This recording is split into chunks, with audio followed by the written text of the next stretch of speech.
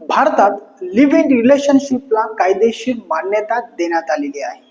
म्हणजेच जोडपे लग्न न करता एकत्रात त्यांच्या संमतीने राहू शकतात. आणि अशा नात्यामध्ये राहत असताना महिलांसोबत जर फसवणूक होत असेल किंवा तिचा छळ होत असेल तर तिला तिचे कायदेशीर अधिकार काय आहेत, जे तिला कायद्याने बहाल केलेले आहेत, त्याविषयी माहिती असलीच पाहिजे. यामध्ये लिव्ह इन रिलेशनशिप मध्ये राहणारी महिला ही घरगुती व्यक्ती मानली जाते. म्हणजेच तिला घरगुती हिंसाचारापासून संरक्षण देखील मिळते.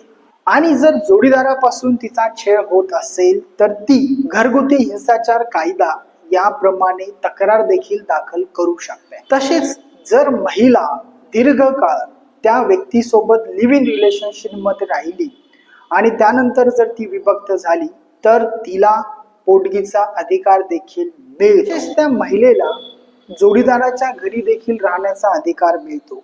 परंतु जोडीदार जर तिला घराच्या बाहेर काढत असेल तर ती कायदेशीर संरक्षण मिळवू शकते. आणि विशेष म्हणजे लिव्ह इन रिलेशनशिप मध्ये राहत असताना मुले जर झाली तर ती कायदेशीर मानली जातात व त्यांना प्रॉपर्टीमध्ये कायदेशीर हक्क हा मिळत असतो.